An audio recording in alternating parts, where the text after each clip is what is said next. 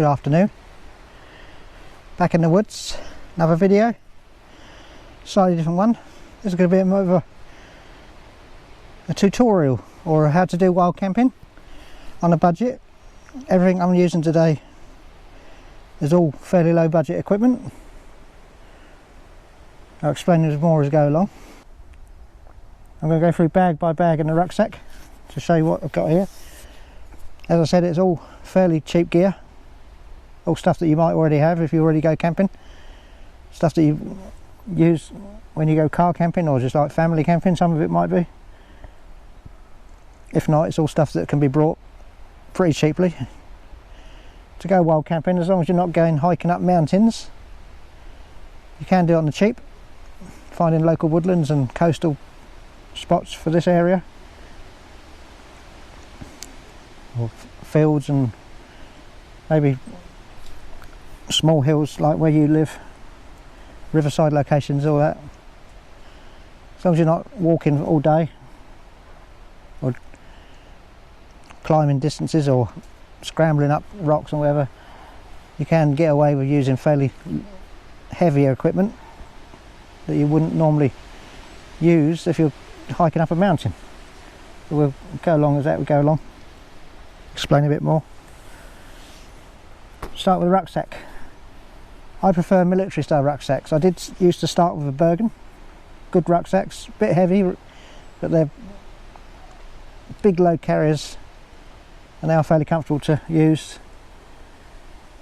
This rucksack here is the Highland and New Forces range. It's the biggest one they do.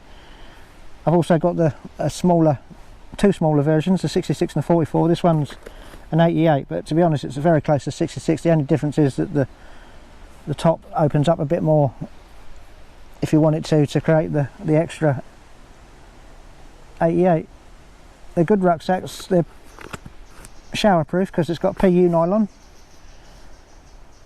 Not the lightest, but they are pretty light when they're empty. Good range of pockets. They've got pockets either side, front and the top, and also another pocket at the inside. Also the bottom opens up separately as well, so if you want to keep your camping gear separately at the bottom, you can actually access it through the bottom. That's the same with the 66 as well. The 66 does that. They're not too bad in price. This one was about 80 quid, which is really good for a military style rucksack. These are actually used by some military in place of the Bergens because they are more comfortable to carry, mainly because of the strap system is actually adjustable, so you can adjust the height to make it very comfortable to carry.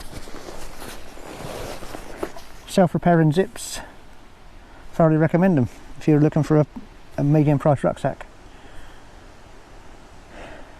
You don't need to spend that amount of money though. You'll notice on some of my camps where I go with a friend Mark from First Class Adventures. He's been using a Pro Action rucksack now all year, a 65 litre version, which was currently in Argos. I looked at last night online. It's actually on special offer. It's normally £35. They're actually on special offer at the moment for £15, which is unbelievable. He's had no issues with that rucksack at all. Got a bit damp when we went to Kinder Scout, but all rucksacks would have got damp unless they've got the waterproof material. Most of the high-end ones don't. That's why they come with separate covers. So that's the first tip: budget. You don't need an Osprey or similar sort of price rucksack to be able to get out and do this. This rucksack should last many years. Mark's Pro Action one's been in use for a year now, and he goes at least once a month. He's had no issues with it whatsoever. £15, that's unbelievable price. 15 quid at the moment, 35 quid normally. Even £35 is really, really cheap for a half decent rucksack. So don't always dismiss the cheap stuff.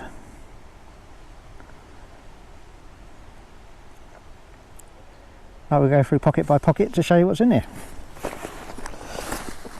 There's a storage loops on the top of this you can use, but I'm not actually using it at the moment.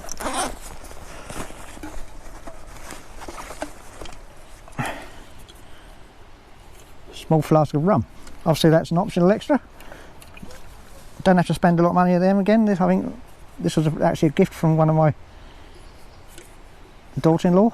I think she pretty cheap to buy, so obviously that's personal preference again. It all depends on what you drink. This is my personal care pack. Used a net bag, partial net bag, because it keeps it aired. Obviously a plastic bag's good enough. What's in there? Smidge, mosquito repellent. Here in Essex we don't really get them that much, but other camps we've had to use it.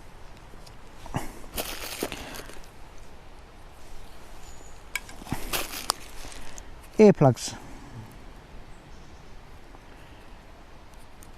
When you first go wild camping, you might be a bit nervy at night. Most people feel it, even some people after a while. If you go to a new location, it can make you feel a bit unease, especially if you're on your own. In the woodlands and places like that, they change completely once it gets dark. There's all sorts of noises you wouldn't normally hear. Your mind starts working overtime. Doesn't help with all the, like watching modern horror films, to put stories in your head.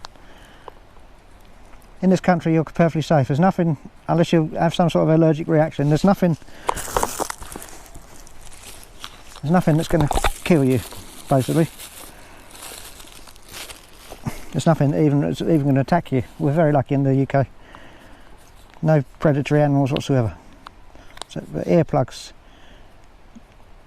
put them in, cancel all the noises out, and that will help you make sleep better if you are a bit anxious. Also, if you go with other people and they snore, which have happened quite many times, block the noise out. Deodorant, roll-on deodorant, plastic case, keeps it nice and light. Plenty to choose from. Toothbrush and travelling toothpaste. Clean your teeth in the morning.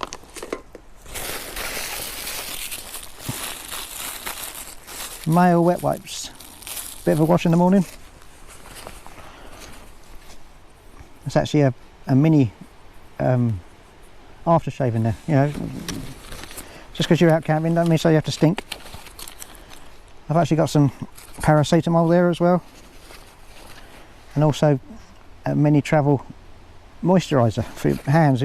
Some people might suffer with cracked hands, especially if you're out in the sun. That's my travel pack, my care pack, should I say. Just because you're out camping doesn't mean so you have to slum it or stink.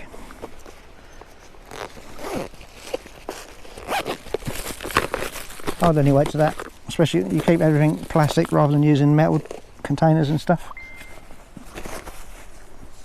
That's actually a head net. Mosquito for midges again, obviously not used much.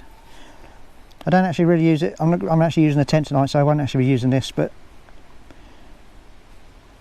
if you're in a bivvy bag, open bivvy, it's handy to have this.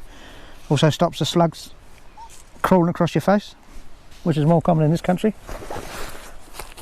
First aid kit.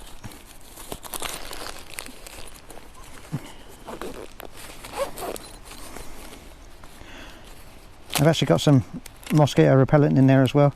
There's also a tick remover, various tablets, oxide tape, which is good for dressing wounds and also for supporting damaged ligaments, various plasters, stuff like that. It's only a basic cheap set. Touch wood, never had to use it so far, other than the minor cuts, but you never know. It's always handy to carry, not even if it's just for you, for someone else. What else is in there? Bottle for use at night. I think you can work that one out. And that's all that's in there. Right, go for this one now.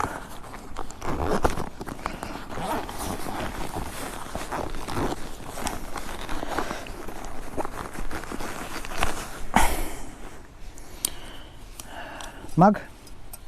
Actually a travelling mug. That was actually a gift from one of our sons, my sons. Don't use it very often anymore, but because I brought a lightweight one, but as I said, I'm using the cheap stuff tonight. The stuff that you'd normally buy from camping shops, and the range and B&Ms and home bargains and stuff like that. They're all just a few pounds in the shop. Microfiber towel. Small towel, but they do a lot. You could, that's actually, even though that's that size, that's like, has the toweling ability of a bath towel. Use that for cleaning your hands, cleaning water off pots, all sorts of stuff. Doesn't take up any room because it actually fits inside the mug. That's actually food for tomorrow morning.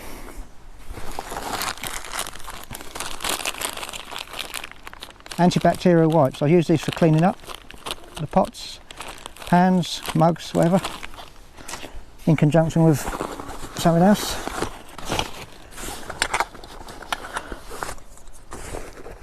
At the bottom of that pocket we've got 2 gas canisters. I prefer to carry 2 small ones rather than 1 bigger one. A lot of people carry one, you know, that sort of size. I think they call it 250 or 400. These ones are 100 gram each. The reason being, went camping years ago and I had a valve fail in the actual canister, so it wouldn't produce any gas. Obviously carrying 2, you've still got the same amount of gas. A little tiny bit extra weight because obviously it's 2 cans, but you've got redundancy, so if one fails you've still got the other one to use. I shouldn't tell you this, but a money saving tip: if you buy the big canisters, the 500s, which I brought in bulk quite cheap, you can buy adapters, screw onto the top, and you screw the other one back on, the bigger canisters on top. You open the valve up and it actually fills from the big canister into these. As long as you keep the weight approximately the weight that when you brought them, if you weigh in when they brought them, these were both 203 grams. So when you refill them, as long as you keep the weight around about 200 grams, that's perfectly safe. Just keep an eye on for rust to make sure it's not being compromised, but other than that it's a very safe thing to do. Lots of people do it. Manufacturers won't recommend it, but it's not under that much pressure, so it's pretty safe.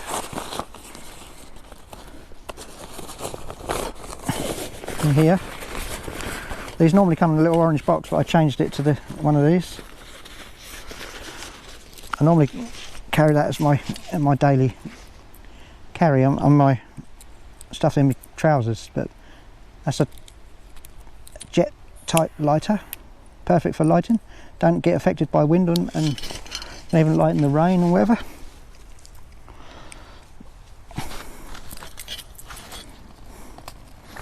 I won't officially, I shouldn't need it because this little cooker, this is the little standalone type cookers where the legs fold out.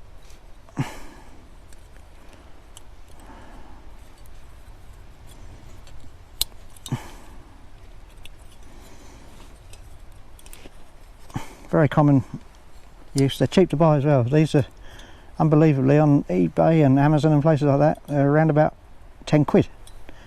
It's a very versatile cooking system. Obviously that screws onto the gas, and you've even got electronic ignition to light it. Perfect cookers, perfect for camping. If you're doing lightweight stuff, you can reduce the load by getting even smaller versions of these, but for general camping these are perfectly adequate. This is the latest version as well. If you have a look, it's got this part around the top. It's actually a windshield built into it. I'm not sure how effective it is, but obviously it does a little bit. The one I had before this was didn't have that, but this is like the latest model. So if you do buy one, look out for that triangular shield at the top. Once again, about £10. eBay, Amazon, anywhere like that. I think even the range and places like that sell them. Go Outdoors. Although if you buy it from Go Outdoors, it'll probably have an OEX brand on it, and they'll put an extra 10 quid on top because of it. So be careful of that. And on this side, This is one of the reasons I like these bags, because it's handy to have things in pockets rather than having to empty the bag out to get to things. Water.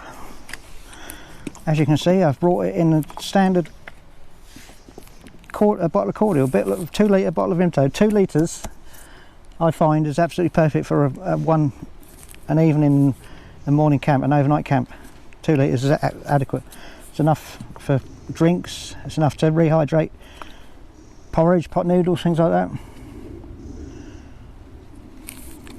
To make it easy to carry, obviously 2 1 litre bottles are ideal. You can do it on the cheap like this, using something that's like would be thrown away. You can buy obviously the sports bottles, what people that use for gyms, if you want to be a bit flasher. Just don't waste any money buying hugely expensive aluminium things, because there's really no point. The only other thing I keep in that other pocket is my ablutions package. Little carry bag.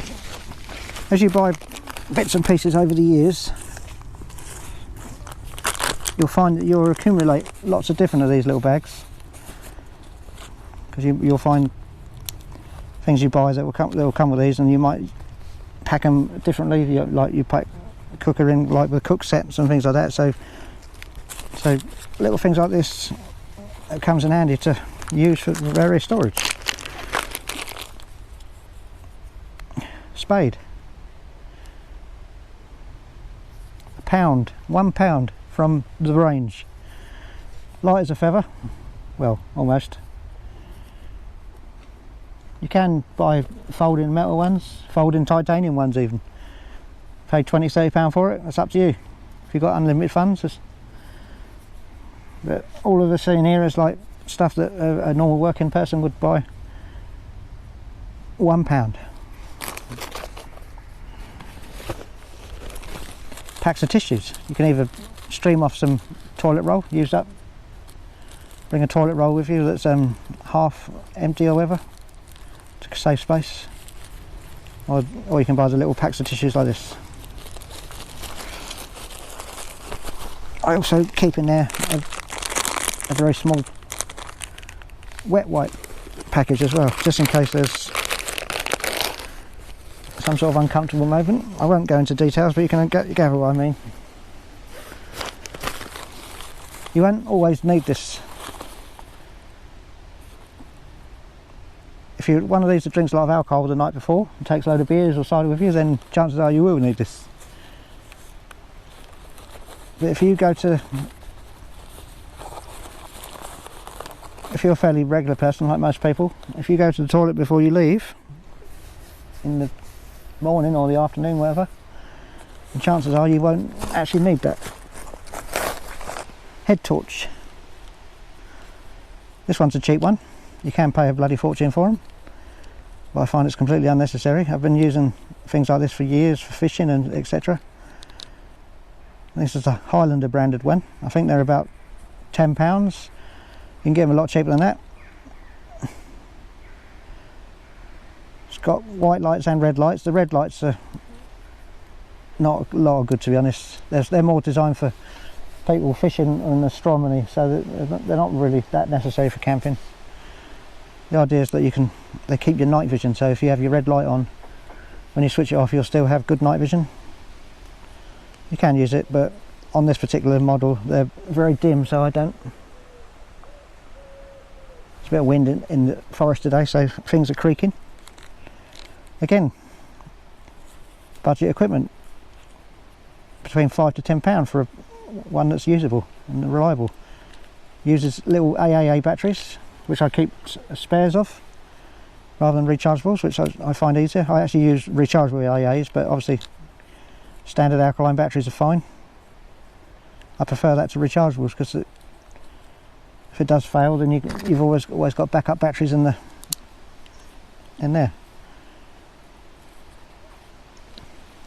Some people will say, oh, you have to buy Olight and companies like that, but they are very expensive and they're not that much better, so you pay your money, take your choice. I find that this is completely adequate for normal camping.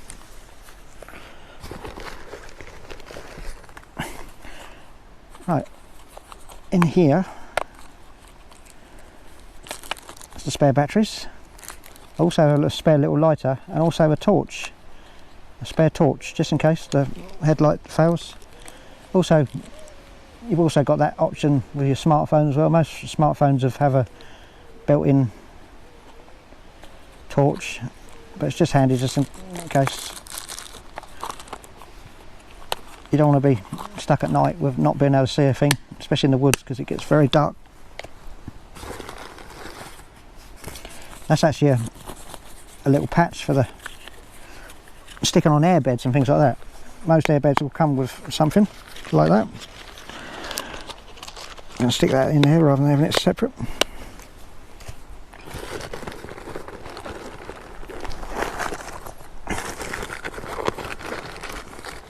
Right, these are pegs with bungee attached. This is my preferred method of guying.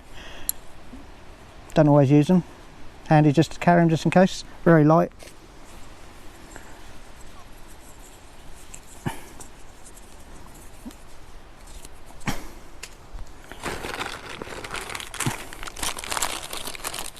Right, this is just another spare item. This is a ration pack heater. Basically, if you've got an MRE or similar, you fill them with water. There's a catalytic reaction that will create heat, so you can cook things without having to use a burner or a cooker. Forgot to mention when looking at the cooker, you can get even cheaper than that by buying the little hexamine stove that the army use, or the BCB gel one, which is what the more modern version. Not very versatile. Designed to heat water only, and that's it. So I wouldn't really bother. I did have one when I first went camping as a child, as a teenager, should I say, because they've been around such a long time. It's perfectly okay for heating water very slowly, but for general camping I wouldn't bother because they're not very versatile system. You can't really use them for proper cooking. What else is in there? Oh, there's a whistle. Emergency whistle, just in case you had an accident, you blow your whistle. So you can wear that on a lanyard around your neck just in case. Another piece of safety equipment, always handy to have. There's also two standard guys.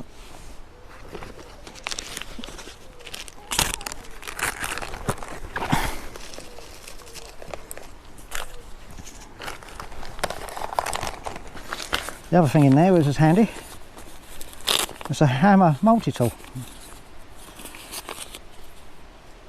Comes with a little hammer, pliers, and various knives. There's a little saw, which is very sharp, a little screwdriver on the end of that, a proper knife, and a little pair of scissors.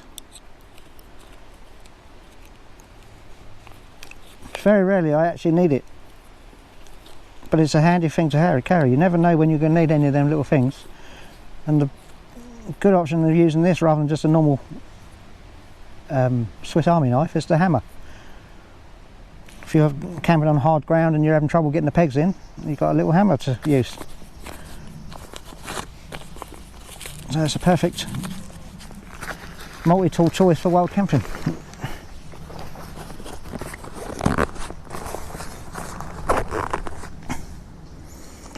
We'll go through the bag now. Right, that's my jumper, so I won't count that. Clothing wise, you have to dress for the evenings basically. It's actually late summer now, getting towards end of September. Fortunately, we're going for a bit of a warm spell, so I'm actually in t-shirt at the moment. I don't actually wear shorts when I go camping. I prefer to wear trousers because you've got more protection for the lower end of your legs when you're walking through brush and stinging nettles and stuff like that. Also protection from ticks as well. But you have to dress for the evening, so obviously in the evening the temperature's going to drop. Might be lovely and sunny during the day, but this time of the year it does drop, especially on a clear night. It will drop down to around about between 10 and 15 degrees, and that's a bit cool to be sitting around in a t-shirt, so you need to bring a jumper. If you check weather apps and that before you leave, you can judge what the temperatures are going to be like, then dress accordingly.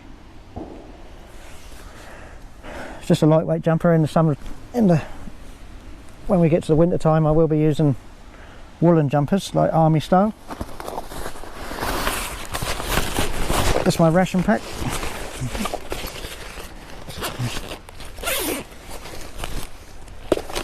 In here I've also keep little tiny bottles of oil. You can buy these from the range and things like that. It's all right for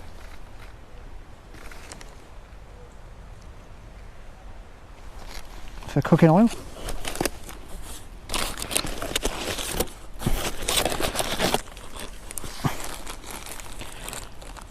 Little washing up pack, same thing again, but with washing up liquid and a little scourer. This is a little knife and fork set, especially designed for camping, but obviously if you're on the cheap, you can get away with this by just bringing your knife and fork from home, or cheap plastic ones. There's various foods and that in there, which I might go through later, depending if I do a cooking video.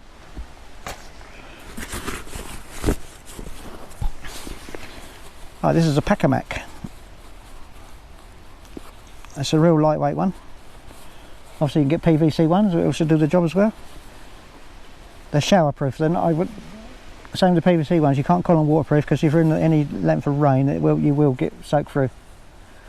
But these are shower proof, and they also give good wind protection, so if it gets a bit cool, the breeze, put one of that down and it'll keep you warm.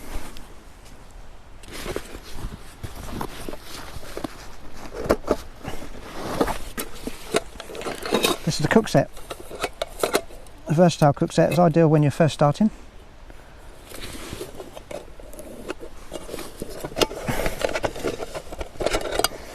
Actually, I won't open it up. I'll show it when I'm cooking later. And basically I'll describe it. On the bottom, you've got a pan. It's ideal for one pot meals. Mince and potatoes, mince and vegetables, pasta, bolognese, that sort of thing. You can cook it all in one pot. The top part, you've got a little frying pan for cooking your cooked breakfast. In the middle there's also a lid for the pot, and there's also a little kettle for boiling your water. Aluminium, so it's pretty light. Budget range again, this is around about £15. I think I've seen them around about £10 as well. Very versatile though, because you've got a lot of options.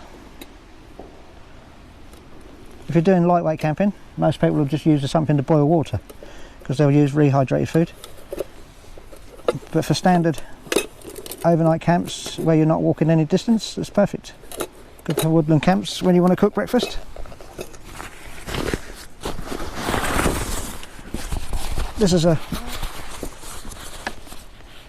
actually originally it was actually a full-size mat that you use for sleeping on. They're too thin for sleeping for my purposes, but what I did, I cut it into 3 pieces to create. You can use it as a sit mat, but I mostly use it for kneeling on for when I'm doing cooking. Getting a bit old now, so my knees are a bit buggered. But it's PU foam, so it's very light. A decent bit of bubble wrap would suffice for that. That's the same with this as well. This is a thin aluminium double-sided foil blanket. I actually put this on underneath my sleeping mat. It gives a bit of extra protection from the ground, thermal, and also stop stones and that penetrating the sleeping mat. It's held together with elastic, decent sized elastic bands, which I use to attach it to the actual sleeping mat. I brought the elastic from a haberdashery and just sort of sewed them up. Dirt cheap again. I think this is a Highlander branded version. I think they're about £8 or £9. It's exceptionally light. It weighs next to nothing. Like this though, you could use a bit of bubble wrap. It'll do the same thing.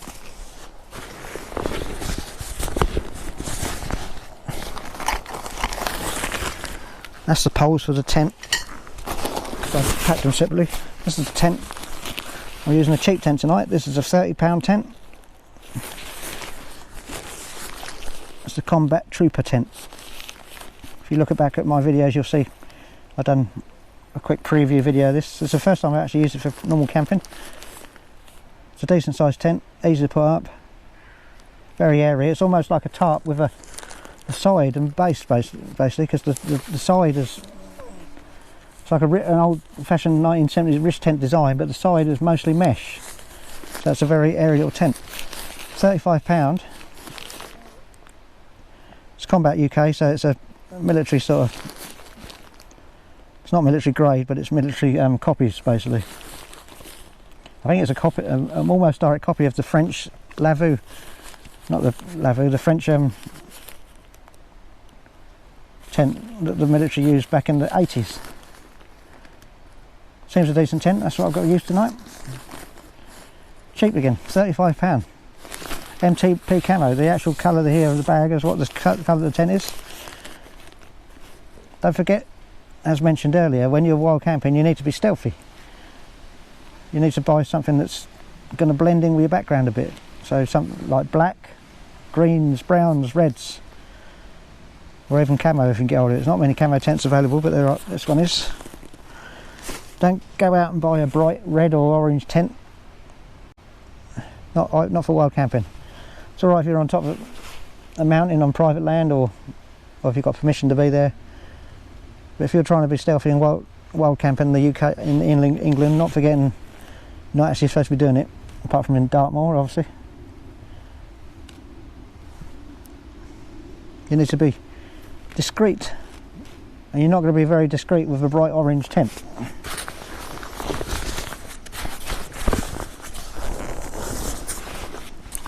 That's the sleeping mat I'm using tonight. It's a cheap one.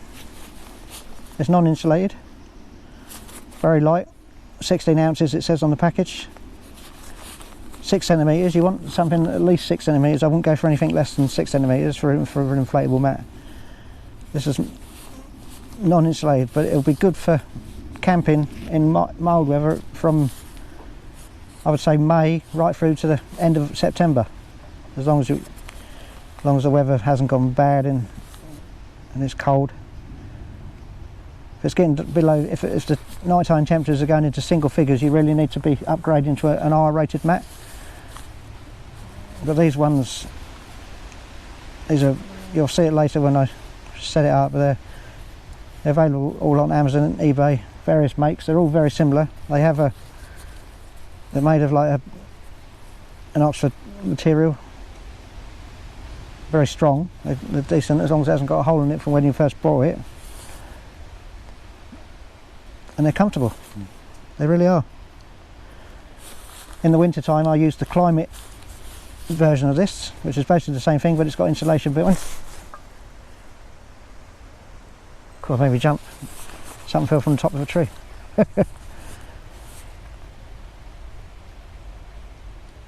Yeah, the Climate one, that's what I use for the winter time. It's an insulated mat. We used a non-insulated mat in Peakish last week, and because the weather went sour, we felt the cold on the second night. The first night was completely fine, but on the second night, because it cleared up, the skies went clear and the temperature dropped like crazy. Me and Mark both felt on our mats, because he was using a non-insulated mat as well. We both woke up in the early hours of the morning cold. That's purely from the ground temperature coming through. Right, that's a pack away down jacket. It's going to get cooler tonight, so I'll stick that on to keep warm. Once again, this is a budget item. This is a Chinese, come from China, AliExpress I think it was. I think they're also available on eBay. Lightweight packing down jacket. It packs into this little bag. It's very light. Once again, you can go out and buy name branded ones like from Rab, Trespass, companies like that, but you will pay for that. Even though it'll be a similar jacket, you'll be paying 70, well, anywhere between 70 and 300, up to £300 for like the really expensive makes. Obviously if you're unlimited budget, that's up to you, but once again this video is about being on the cheap, and that's a cheap way of doing it. These are about £20. eBay and AliExpress.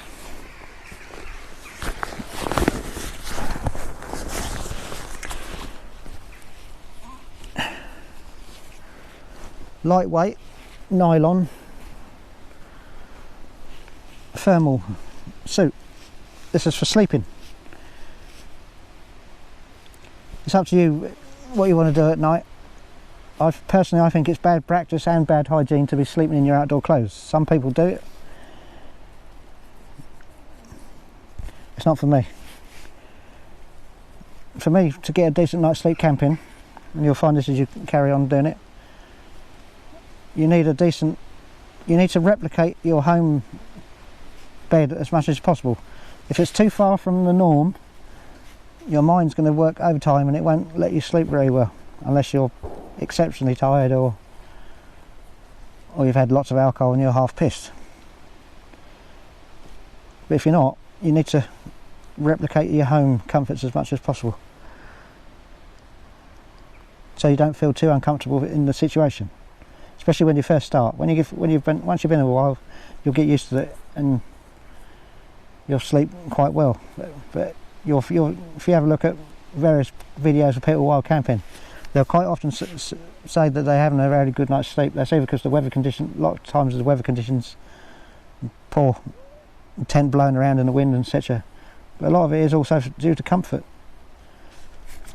To get a decent night's sleep, you have to feel comfortable and keep warm. So I change into this in the winter time. I actually use a thermal fleecy type a onesie basically for sleeping in. So it's like a thermal pyjamas basically. But in the summertime I find this is completely adequate. Even in the middle of the summer I still wear this. It's easier to keep cool down what it is to warm up. That's all I can say. And lastly, sleeping bag. Cheap sleeping bag again. This one is an Andes sleeping bag. It's supposed to be 3-season, I think from what I remember from the rating. It's quite a cheap mummy bag again. I think I paid about £20 for it. I've had it some years now. Must admit, when I go camping normally, I use down bags now, because once again, you can do them on the cheap by buying them through China, AliExpress and eBay and etc. I've got 3 down bags which I brought from China, all from various ratings, and I've had no problems with them whatsoever. They're real decent warm bags. But for tonight's purpose, for the budget camp, we've gone back to basics. This is the Andes 500. I can't remember what the number was. I think it's Andes 1500. It's not that light, but it's comfortable and it's warm. As I said, it's supposed to be, I think it's 3-season, but I would put it down more of 2 to 2.5 seasons. You don't want to, it's not going to keep you that warm when it's really cold. And that's that.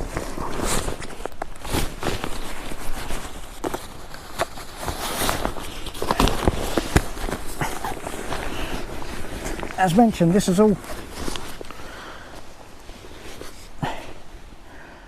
stuff on the cheap. Not on the cheap as in like Tesco cheap, but like on the budget end of the scale. You don't need to be spending huge amounts of money just to try out wild camping. As you go along, you can upgrade parts. I find as I've upgraded stuff, the original stuff I keep, then I use it for family and friends and things like that, or I use it for alternative situations. It's like this, the Andes bag. Sometimes I'll use it when I go kayak fishing, because the weight's not an issue when you do that. But all of this stuff, even though it's not that light, it's perfectly fine for overnight camps in local woodlands and or local beauty spots and things. You won't want to carry this up a mountain in the Peak District, but for this sort of standard local camps, it's fine. The squirrels again. We come to the evening now, so the squirrels start shelling their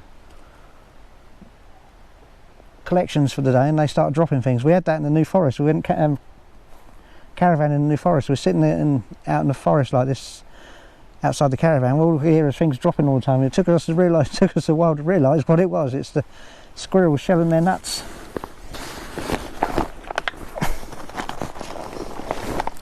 The pine nuts. Yeah, get back to that. Yeah, you don't need to be spending huge amounts of money just to try it. Some of this you might already have if you go normal camping, like family camping, or if you go fishing. Even if you go night fishing, chances are you're going to have some of this. The cooking system, thoroughly recommend. I use this cooking system quite regularly, to be honest.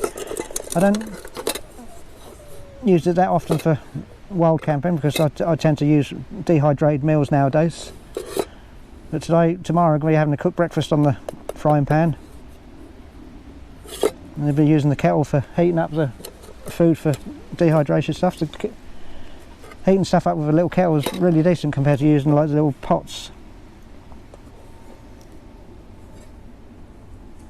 It's the versatility of this which makes it good. You've got such a big range of options to cook things. There's a few little decent books out there for one pot camp meals. If you're a bit stuck for ideas, but it's easy enough to do.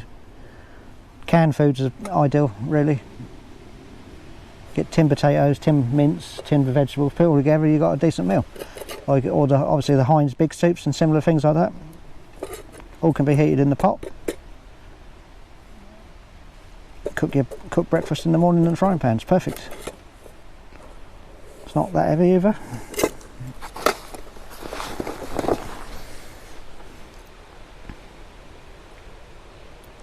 I think we'll leave it at that for the time being. I'll show you bits and pieces I use it as later. Hopefully it won't be too dark. Obviously now we are getting towards the edge of September, it's getting darker quicker.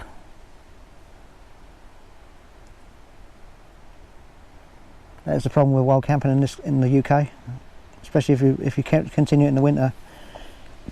You go wild camping in the winter and it can be dark by 4 o'clock, so it tends to be a long cold night. But during the summer months it's wonderful, especially in the woods like this, and I love being out in the woods on my own or even with other people, but I feel at home in the woods. Anyways, I'll shut that segment off and we'll see you later.